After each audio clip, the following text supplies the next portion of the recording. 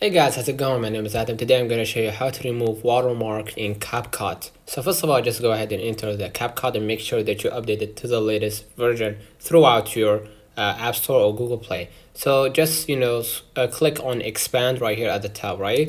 And you're going to see multiple options right here, right? Just go ahead to the settings gear at the top, right? Okay.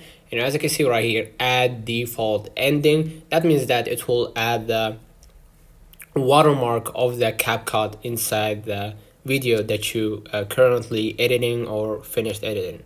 So basically, if you don't want the watermark to show on the future videos, just go ahead right here and toggle this one off and just keep, or sorry, this, let me click this call right here, and basically now you just turned off the watermark from CapCut, so whenever you're trying to post a video, you won't see the watermark appearing at the end of the video. Let me know in the comments if this video helped you. Don't forget to like and subscribe, turn on the notification bell to receive every video we upload.